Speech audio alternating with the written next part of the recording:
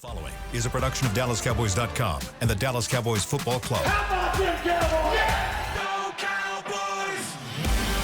This is Girls Talk, Boys Talk, presented by Invisalign, trusted by over 500 NFL players for their winning smiles. And broadcasting live from Dallas Cowboys World Headquarters at the Star. Now, your host, Nicole Hutchison. All right, Cowboys Nation, welcome into Girls Talk, Boys Talk, presented by Invisalign.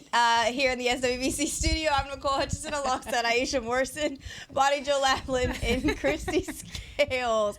Wow. It's okay. You didn't have a lot of sleep, so it's fine. You know, we're all kind of like lagging in here, but it's all right. We're going to wake up now. Wake up! I'm bringing the energy. Absolutely. The Cowboys taking another loss. It's their fifth straight. Now, the final 34-10 to the Houston Texans in Week 11. Fun little stat here. Every NBA, MLB, NFL, NHL team has won at home except the Dallas Cowboys. And I truly hate that for them. This calendar year. This calendar year. Mm-hmm. You said that's a fun stat? No. Well, I find it kind of depressing. My bad. Yeah. Interesting stat? Interesting stat would have been a better word to put that. Yeah, it is a very unfortunate stat because there we go. This is something that you did not expect, or at least I didn't expect to happen, especially having so much success last year at home. And it's kind of like the flip. Well, I don't know if the flip is really the words to use, but they're really struggling. And thoughts on the game yesterday, because there's so many different ways, there are takeaways that we can really go with this game. Christy, I'll start with you. Yeah, we've been saying the same thing the last 5 weeks. Yeah. I feel like the turntable is spinning and the needle is stuck in the groove of the record and we can't get out of it. And, the team still shows a lot of effort and passion and spirit, but the injury bug just continues to bite, and losing guys like Ferguson in the first quarter and then losing 3 of your starting linemen in the fourth quarter, it just feels like we're still stuck in that groove. And then what was disappointing yesterday was that the Cowboys' run game on offense that had shown progress the week before, especially in the first half against the Eagles. Yeah, and even the week prior to that, they really couldn't get untracked last night, and they really needed them to be, because you only managed the one big play, the 64-yard touchdown pass to Turpin, but other than that, it seemed like the offense was kind of stuck in the mud, so to speak. So, I feel like in some areas it's one step forward, 2 steps back, and for me, it was the run game last night. Mm-hmm. Yeah, it's kind of like what you said. It's like in Texas, those roundabouts when you're going in a circle and sometimes you can't get over. Yeah, the old original Vacation with Chevy Chase and this. Look, kids, there's Big Ben. Look, exactly. kids, Big Ben. They're too young to know that, but that's exactly what Anyone over 40 thought that was hilarious. Gosh. Yeah, look, kids, there's Big Ben. But that's what I feel like. I thought I really thought we could get a W just at home, defending this home turf. You know, that's what's so frustrating for the fans. Like, we understand there's injuries, but you would think that we could have gotten a W. And I think this team, we were able to compete with them. We kept it close. I saw some bright spots, seeing our backup tight ends step up. I saw some things from Cooper. I mean, he shot downfield a lot. So there's some positives. You know, Overshone looked fantastic. So there's some bright spots that I was excited about. And then, second half and the third quarter, just, the wheels fell off. And I can understand the frustration from everyone because it's disappointing. Yeah, I mean, I'm not sure if I'm, frustrated about it anymore. I'm starting to kind of, I'm just evaluating. Immune? Mm-hmm. Yeah, I'm just, like you said, I'm looking at the good things, the bad things. Okay, what does this look like in the future? So one thing about the run game that I wanted to mention, Christy, the Texans were committed to stopping the run. They were. I thought that their linebackers, To'o, I thought that some of their secondary players, thought they came in and tackled and filled exceptionally well. And I also thought that the Cowboys' run concepts weren't what we had seen the week prior, where there was some creativity, where there was some they did some uneven fronts even last year. Last week with using the tight ends to find some favorable matchups. I just thought they kind of wasted an opportunity to take advantage of a Texans defense that is not that great against the run. But I also will say, the Cowboys' offensive line was losing the line of scrimmage consistently as well. Which was really weird was the fact that I thought the Cowboys in pass pro in that first half were really good. When you go back and watch that game, that first half, there were a lot of clean pockets for Cooper Rush, but they could not run the ball to save their lives. And what they were doing was a lot of inside runs. But you notice that when they did some outside things, that Texas defense is very aggressive. They come downhill, they crash. You take advantage of that. And so you start seeing the Cowboys do some things, even with Rico. I think he gained the first down a couple times, just slipping out the backfield, just into the flats, evading the pass rush and making them pay. And we just didn't see enough of the things that I felt like you should do to attack a defense like that likes to get upfield. So it was a mixture of a lot of things with the run game. I thought that they could have stuck with it a little, like just try in different ways. Like not what they were doing, dives. Yeah. Lord have mercy. I said, Christy, who do they think that they are? Yeah. Running up the middle like this, just like we got it. And Autry took that personally. Like, oh, you all think y'all just go run up the gut on me? Yeah. So I think the run game could have taken a step forward if they would have done some of the things that we had seen Rico be successful in doing in the past weeks. But they also, too, were just getting their tails whipped at the line of scrimmage in spots as well. Yeah, and it was disappointing because the Texans were playing without two of their starting defensive linemen and a really fine young cornerback. Yes. So they're missing three of their starters, and you weren't able to take advantage of that. Yeah. That's what I actually tweeted that yesterday. I was like, why are we running straight in between the tackles? Like, what are we doing here? That was just something that we've never really had success in, but I remember a couple of press conferences ago, Brian Schottenheimer had said, okay, well, I feel like we're more of an inside zone type of team, but I just don't think that that's the type of run game that we have. And I was just kind of a little bit concerned of why we didn't keep what was working the past 2 weeks, which was even like the screen game, a little bit more attacking the edges, like Aisha had mentioned a little bit. Injury. A lot, yeah. I think it has something to do with now that you're saying it out loud. Lipke, it's like Lipke was out. Lipke, yeah, that too. Zach Martin was dealing with the back this week, and then you also had Tyler Smith, who was visibly, when you go back and watch the tape, Tyler Smith ain't. He's not He's just not a stumbly guy. He's not a. When they brought him around to trap, and he was missing blocks. I said, oh no, let's pack it up. We're talking about one of the best guards in football at what he does. Yeah. And they did, to your point though, like there were spots in that game where they were trying to do some things, but the mobility isn't there from your left guard and your right guard right now. And I feel like because they're both a little hampered, so that might be. Yeah, you're right. We should have asked. So we're should have asked. But the point is, you're 11 games into the season or 10 games into the season. Well, 10 games into the season. Yeah. But and I still don't think McCarthy has gotten through his full run sheet, gotten through his full play calling, and done all of the things that he would like to do. And whether it is injury related or just knowing that guys aren't maybe full speed on the line and playing a little bit hampered, to use your words, Aisha, I think that's really something. I'm not saying that that's an excuse. I'm saying that you got to play within where your players are. Yeah. Exactly. I mean, they're already out there a little banged up. I get, maybe we can't be pulling and pinning people today because my guys can't get there. I mean, possibly. We'll find out. Maybe maybe we can ask or whatever the case may be. But to answer your question, that's my ideology behind it. Y'all knew when I knew it was going to be a long day? What you say, Booty? Y'all want to know when I knew it was going to be a long day? Which one? That opening play. Yeah.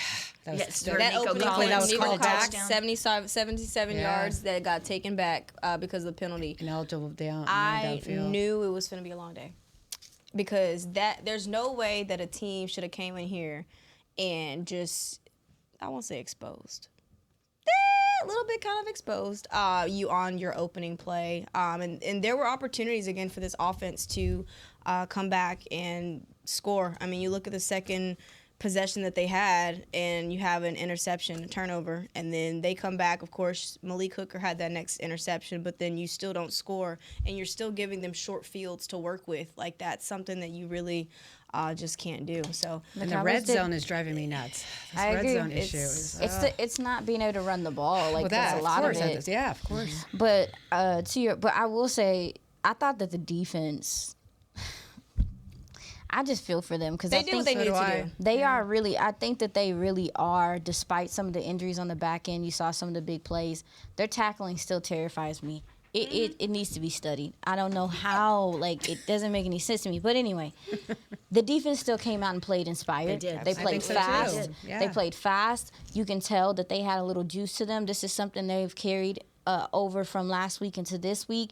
They held the Texans as quite honestly, as long as they possibly could. I mean, you're talking about going into the second quarter, and C.J. Stroud. I mean, they forced 3 and outs consistently in this Yes. game. We saw guys get to the quarterback.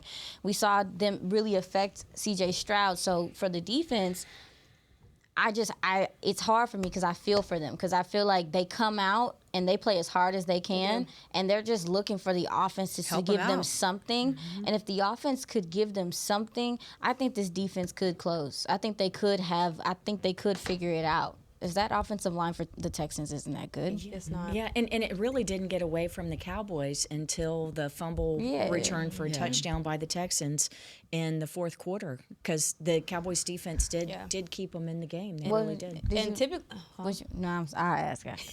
what? Did y'all giggle a little bit? With Tyler, I did. I'm sorry. I knew Or you was you worried? did. I didn't giggle. I was didn't more giggle. worried. Giggle wasn't the word, but cussed. like I cussed. You cussed. Yeah. See, I didn't giggle. yeah. I was more worried because I'm like, Make what it are get- y'all doing? And then I seen Petrie, who is a Stop. literal crazy pants, one of the most crazy pants players in the league. He is a hard thumping player. I seen him coming. I said, "Oh no, man! Like, this is just." I mean, I know we heard Mike McCarthy say like they're taught to fall on the ball. Of course. Do you think it's just Not play running you back. think it's just an instinct thing that kicks? I think so. I think it's just a human thing where they're just like, Let me go. Yeah, I think he was just trying to. I don't want to speak for Tyler Guyton. I'm just thinking my that's thoughts. okay. I think he was just trying to make a play because he had think been so, too. having such a great game. He had- and having talking to him from the weeks before, he's felt like it's been a little bit negative on his end. You know what I'm saying? Just because he hasn't performed as well as he'd like to. So I think that he was just hungry to make a play, which that wasn't the right play to make. Stop. And Nicole, to piggyback off what you said, I felt bad for the kid because of that. Because he's had Yes. so much pressure, and then we're like, just fall on the ball. And then he was trying to be the highlight reel, and it just Sorry. went on the other well, side. and then unfortunately he did get injured on that play. Yes, and then know that how- too. Don't know how Yeah. serious it is, but that's why they tell them to fall on the Yes. ball. It's Yeah. because a big human like that in the open field, unless you're just like special or something. Yeah. We do see it every now and then, but we don't see them doing. They shouldn't not be them, doing but that. other teams. Well, and to your point of Petrie coming in, the hard hitting defensive back for the Texans, Tyler Guyton was carrying the ball in his right arm. The ball came a little loose. He kind of had it more at his shoulder than tucking it in high and tight. And so when Petrie came in and hit and dislodged the ball, He hit his that's his shoulder. Yeah. It's injured. Yeah. And so when he's over on the sideline, I see him working with the athletic trainers, and they've got him working. First, I thought they were checking potentially for shoulder stingers because when the team doctors, they do certain things when they have to do their arms and press and resistance and see how much strength they have.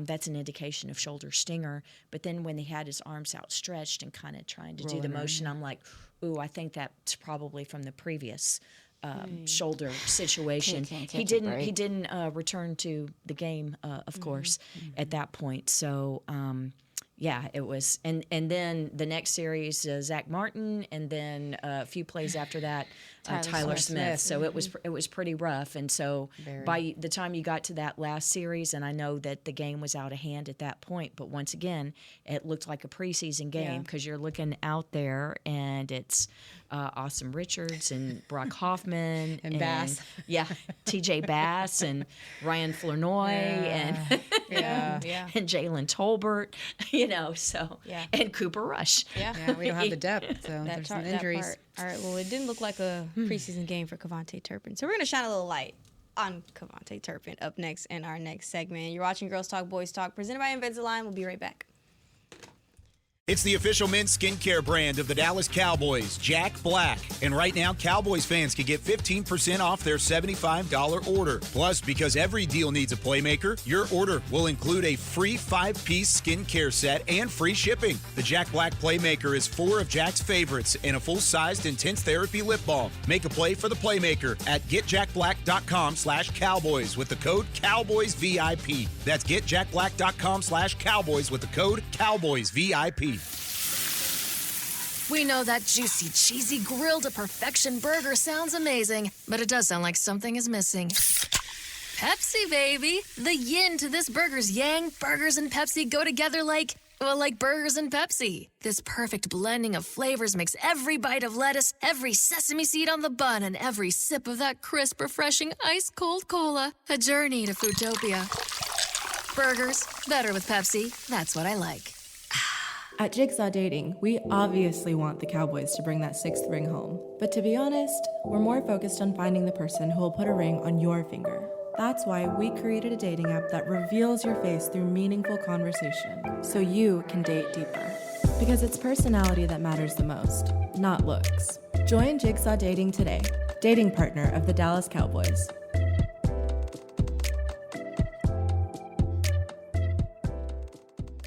The Dickey family always mandated that the only Polish-style sausage worthy of their restaurant must have high-quality coarse ground beef and pork, rich spices, and fresh natural casings. We still serve it to this day, and it's so popular, Dickey's sausage has been named the official sausage of the Dallas Cowboys. The perfect matchup on game day. Dickey's Barbecue Pit. No one outsmokes us. Order at dickeys.com. For groups, call 866-BARBECUE. Dibs on the ribs.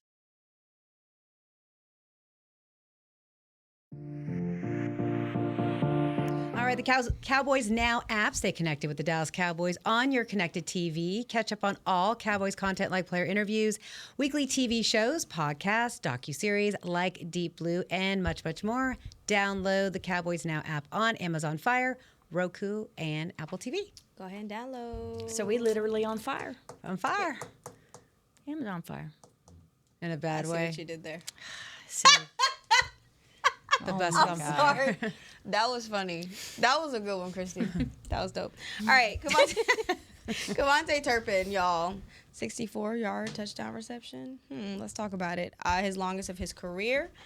What did y'all think about that? And I mean, this is a guy who's been fighting for opportunities, more opportunities as a wide receiver. He's received them, and Mike McCarthy actually talking about him today in the press conference and saying that he was asked about, why hasn't Kavontae gotten a lot of opportunities. He said, I think he's had a lot of opportunities, and he's done a really good job with those opportunities. So just thoughts on Kavontae Turpin and what he's brought, especially against the Texans. What y'all like? It was a heck of a route against a veteran, Jeff Okudah, former first-round pick who had been injured and come back. But, man, he just there's 3 receivers on the right side. Kavontae's in the middle and just kind of fakes to the outside and then inside on a slant and just turned Okudah, and once he caught it, the ball was perfectly placed by Cooper Rush, hit him in stride, and no one was going to catch him. So you don't have to be super fancy and super creative when you got guys that run a route specifically as well as that one was. It's interesting. As remember, Troy Aikman had said that the receivers weren't running good routes, and remember Kavontae was one who said, "Hey, we know what we're doing inside this building." And then he was running such good routes the entire game. And I was looking how quick he was. The next gen stats that Turpin topped out at 22.36 miles per hour. That's why he looks so fast. Wow. That's amazing. Right? He is fast. That's fast. Yeah. And he said he wasn't running as fast. That's as exactly. He was like, he said I was just jogging. Excuse me? I mean, that's pretty impressive, though, I didn't right? I didn't see him. He didn't look like he was struggling. I mean, and getting really it's just getting him the ball on the move as well. Like the ball placement is what helped the play as well. Exactly. He didn't have to wait for it. He was already in stride. He didn't have to change his momentum. I don't agree with Mike McCarthy when he said that he has gotten, what did he say? He's gotten a lot of opportunities. He's gotten a lot of opportunities. Is he's getting opportunities to do that? Yep. Because that's like maybe like the second slant I've seen him run. That's the type of stuff you do. Now, the route was phenomenal, but this is the type of stuff you do with guys like that. You get them on the move.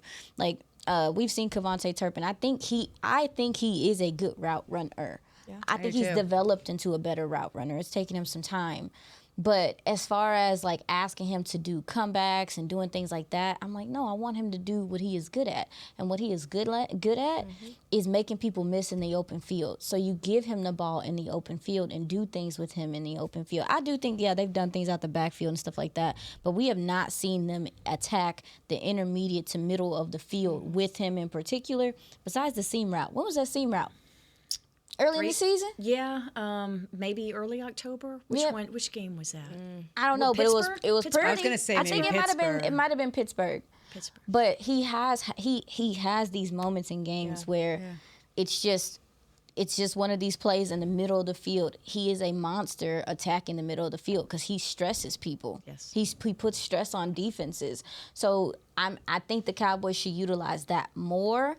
As opposed to, I think that's where a lot of his bread and butter should be. They use him a lot at the line of scrimmage and coming out the backfield and stuff, and I think that's valuable. But where you really find success to me is making those safeties panic back there. Those linebackers can't cover him, and making those guys have to chase him. So I don't agree with that. I do think he's gotten opportunities. I hope they take a look at this type of stuff and try to get him more involved in this way. What I did like is on that same play, and I'm not saying they did it the entire game because the receivers did struggle a little bit to get open, but you saw a little bit better of separation. You saw on that same play, it was Brevin span forward down the middle of the field as well. He was open. You had Jalen Tolbert on the right side numbers. He had a little bit of separation. Rico Dowdle up top. A little covered very well, but it's okay. But you saw it because I was just talking to Jalen Tolbert about it earlier in the week of just how do you improve on that? And he said you have to not just run your routes to win. You have to run your routes to create separation for other guys. And so I was just impressed with the way that it seemed like they were a little bit more detailed in their route running on Monday Night Football. Yeah, the Texans also did not believe that Cooper Rush was going to attack down the field either, which sucks. Yeah. Because I agree with you. I thought some of the concepts, like we didn't get to see them come to fruition because he was opting to take some of the underneath stuff, but there were some opportunities downfield where guys were open, to your point. Did you see some opportunities as well, Christy, when you went back and watched? In fact, I'll go, I'll rely on the words of my colleague, Babe Laufenberg, who played 8 years in the NFL at quarterback, and as Brad Sham says, the guy could coordinate an NFL offense right now, but Babe was saying that he felt that Cooper was... maybe jittery's not the word, but was rushing some of the throws and just a beat longer to let it develop, and had some opportunities like dumping it off to the right when just a skosh longer you had an opportunity down the left sideline. So several instances like that. So I don't know if you saw the same thing on film, but it speaks to what you were just. I mean, did you feel like he was, Bonnie Joe? Did you feel like he was rushed at all, or did you feel like maybe a little bit, because they always say that it is better to develop. I think because of the pressure that he felt that he was getting, or because he's still a little like timing off, which makes me feel that there is hope though coming into this next weekend. That maybe there is some hope that he can maybe work on that timing a bit more. And when we say being rushed, it doesn't always mean that you're about to get sacked. Just the anticipation of I'm saying. And I got to get exactly. So it's a kind of the jittery, maybe. But that's just he needs to settle in though. But just exactly. Do y'all think that this offense took a step forward or a step back? And I'm only asking because something that Mike McCarthy did say post game was that he feels like they did a little bit better. So what's y'all's thoughts? Do y'all think they took a step? The run game regressed. Well, I'm sorry, and you the have run to game. but if they don't respect the run, yes, you got the big play by Turpin, but I'm sorry, you still have to have a threat with the run game and make them respect that, make the defense respect it. Yeah, guys they pass protected really well at the beginning of that game. That first half, I thought there were a lot of clean pockets. You saw Tyler Guyton go up against Daniil Hunter. He held his own in spots. Like, you didn't hear their defenses names like that to start this game. The Cowboys were able to move the ball. Yeah. They were able to move the ball and do some things. So pass protection was good. I think that, my personal opinion, I think that some of the injuries really affected your execution and effectiveness running the ball, but also too, I just didn't think that the way they were running the ball was conducive to going up against a defense that plays like that. What'd you think? Yeah, so, I mean, there are obviously the run game. I did also, maybe I'm just being positive, I saw there was some stuff that I liked, like the backup tight ends. I hate to keep reiterating Heck that, yeah. but that was something for me. Mm-hmm. That's probably the best games those guys have seen, right? So something like that, to see that there was some chemistry there with Cooper.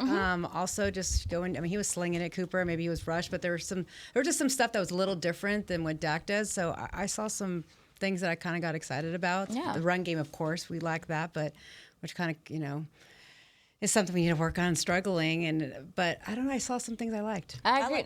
Go ahead. No, the tight ends played very well, and they also didn't really have a choice, too, because with Jake Ferguson going out of the game. But I feel like that was a game where they had to prove themselves. Well, yeah, and that's the thing. I agree with you, girl. Like, that's the thing about it is, like, we've been sitting here all year saying waiting. Yeah.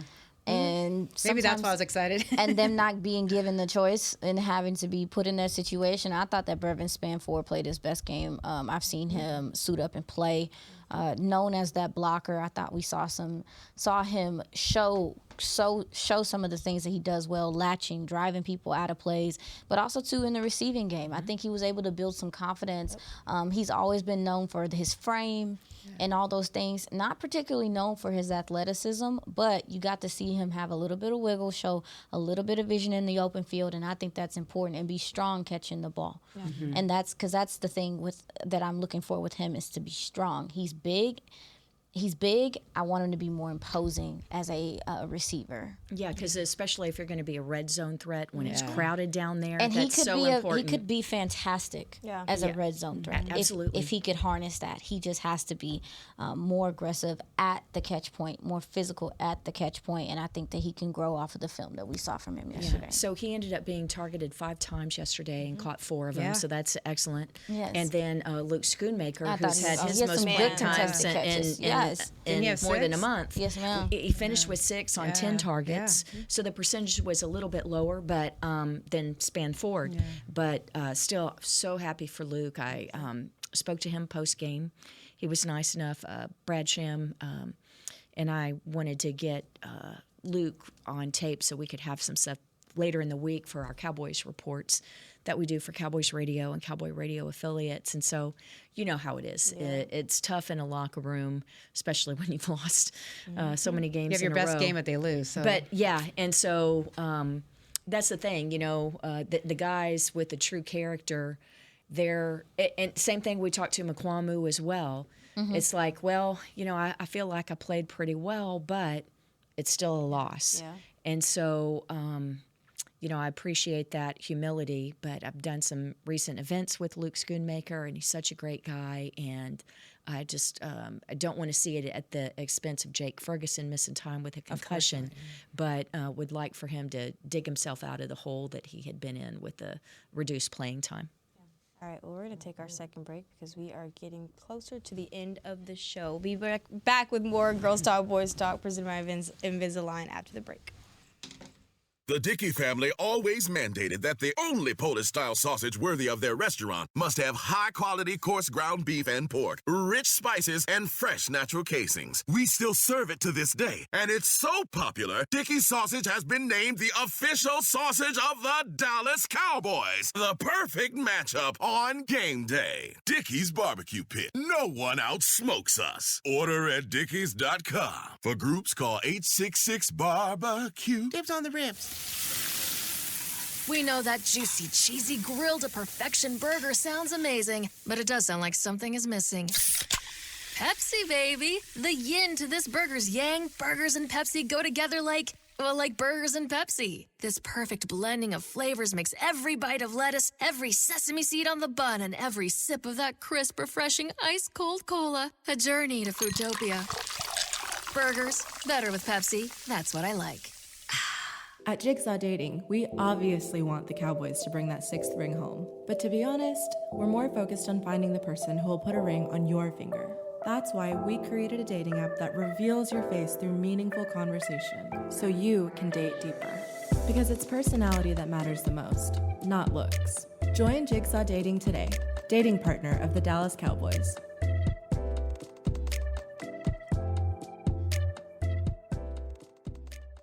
It's the official men's skincare brand of the Dallas Cowboys, Jack Black. And right now, Cowboys fans can get 15% off their $75 order. Plus, because every deal needs a playmaker, your order will include a free 5-piece skincare set and free shipping. The Jack Black Playmaker is 4 of Jack's favorites and a full-sized intense therapy lip balm. Make a play for the Playmaker at getjackblack.com/Cowboys with the code CowboysVIP. That's getjackblack.com/Cowboys with the code CowboysVIP.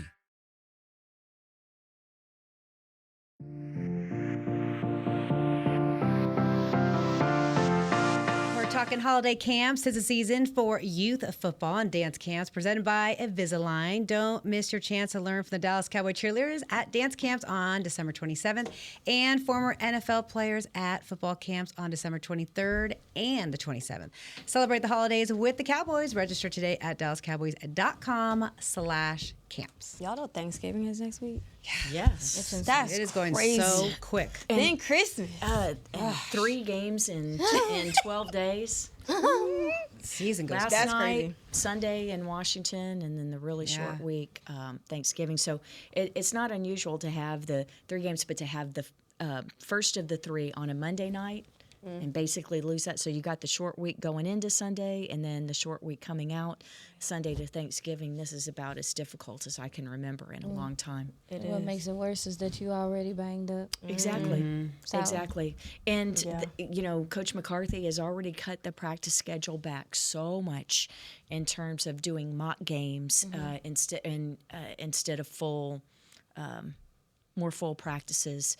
And he already does it where he doesn't do padded practices during this short time going into Thanksgiving. But even if he wanted to, with the injury situation and everybody banged up, he wouldn't be able to do that. So, here's the thing: a fully padded practice, you only get 14 of those in an entire season.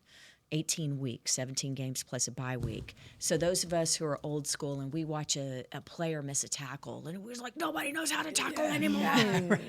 Well, they don't get to practice it because That's even the thing, even if they do the maximum of 14 padded practices in a season, you're still not hitting each other. You're not wrapping up. You're not taking people to the ground. So. Yeah, it's not the way it used to be. I did an event with Darren Woodson and Emmett Smith on Sunday night, and telling stories from the 90s, and they were both with the team through the early 2000s.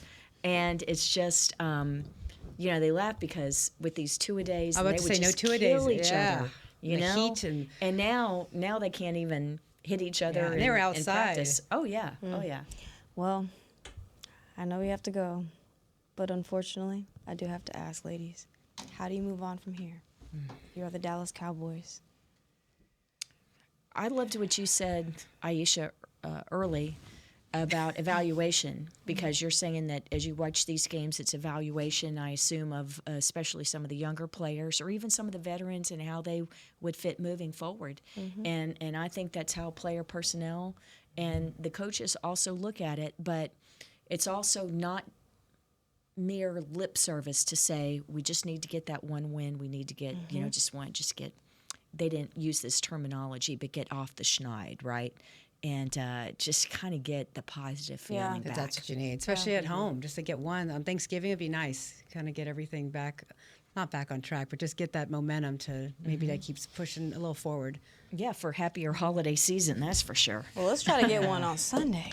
Let's start Yeah, there. yeah. That would be great. Yeah, sorry, we're skipping ahead to the one that's let's. Because Washington had looked like world beaters right through the first couple months of the season, first 10 weeks, and then they didn't look all that hot snot against the Eagles. I think people figured out Jaden Daniels a little bit too. Well, he's a little beat up, if I'm not mistaken, as well. But yeah, but see, they got extra time.